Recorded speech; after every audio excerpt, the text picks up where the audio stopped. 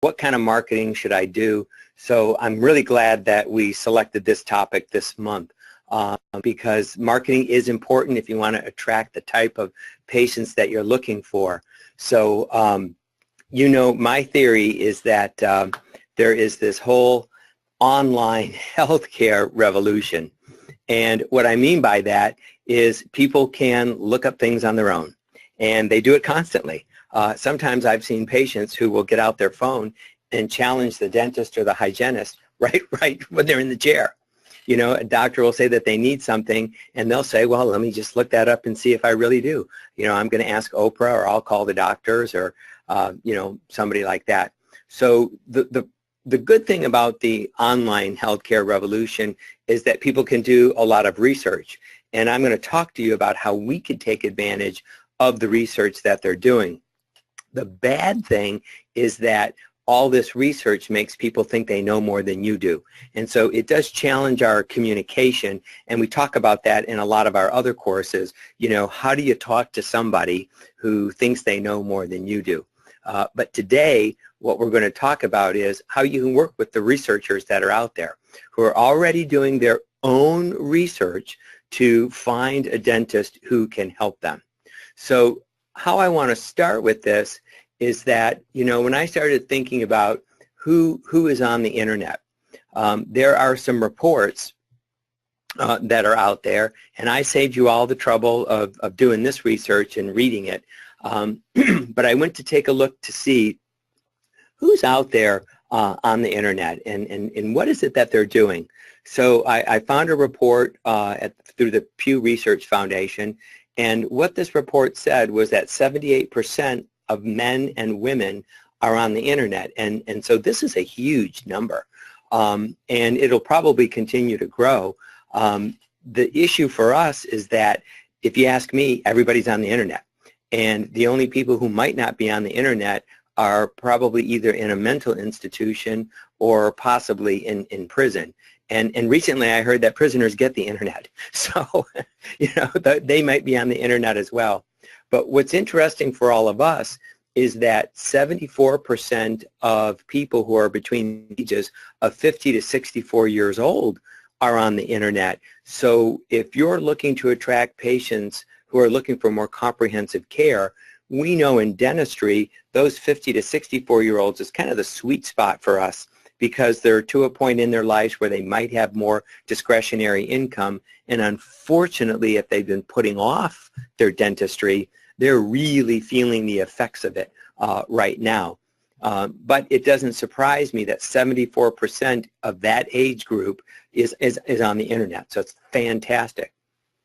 I also learned from this report that 96% of households with income over $75,000 are on the internet. So that tells us that some of these folks might have some discretionary income. And so again, this is a very good demographic for us. Average household income, it varies depending on the studies that you look at, but it's somewhere in the $50,000 range. So we're seeing that these people have about a third more income in their house than a lot of other people. We're also learning that 94% of college-educated people are on the internet. So we've got men and women, we've got a good demographic, and households with people who might have some discretionary income and better educated, they're all on the internet. So hopefully you can already see that, wow, this is, okay, there's people on the internet. So how do we get them to our website? Well, the next thing I considered was, what are these people doing on the internet? Because this age group is not swapping songs. They are not playing Mafia Wars and Candy Crush, Angry Birds. They're not doing things like that. What's interesting is that 80% of these internet users look online for health-related information. Shouldn't be a shock to you, because this demographic, for them to have done research in the past, they actually had to go to the library. They probably know how to do the Dewey Decimal System. You know what I mean? They've had to go through card files and the periodic section, and now they can literally do it from their iPad, their phone, or if they have a desktop computer in their house, they can do it they can do it themselves. So 80% of internet users look online for health-related information. This is good.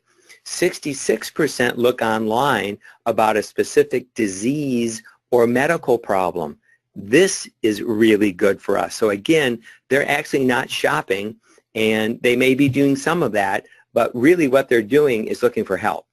56% of them are looking online about a certain medical treatment or procedures. So for those of you who are listening and possibly taking some notes, write this down. Diseases, symptoms, procedures. Diseases, symptoms, procedures. Because I want to point you toward what you should start featuring on your site, because we already know these people are looking up diseases, they're looking up symptoms, and they're looking up procedures. So to give you an example, if you wanted to do more periodontal therapy in your office, and you were wondering, like, well, how do I feature it? I would start with perhaps a blog. And the blog would be, well, what's the disease if you're providing periodontal therapy? It's scaling and root planing. Or, excuse me, what's periodontal disease? So the disease that you can write about is periodontal disease. The symptom is, why are my gums bleeding? Or why is my breath bad? Or why are my gums puffy? Because people are looking up those symptoms. And then the medical treatment is scaling and root planing. Again, so what would your blog be? Is why would somebody need scaling and root planing? Or how can scaling and root planing help me as a patient?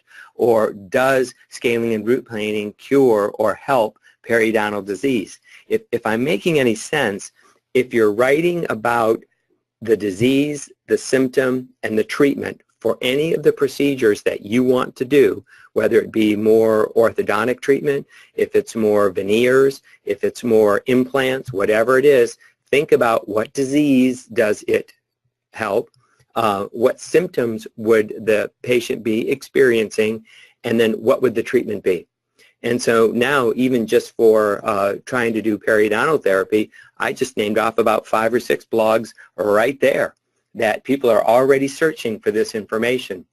Matter of fact, looking for health information is the 3rd most popular online activity for this age group. So again, they're not playing Angry Birds and Candy Crush, and they're not downloading videos and swapping music. Matter of fact, if you're curious, with this demographic, the #1 thing that they do on the internet is email. They email people back and forth, and they use online banking, and then they're looking up for health-related information. So they see it as a resource to find practitioners who can help them with the types of problems that they have.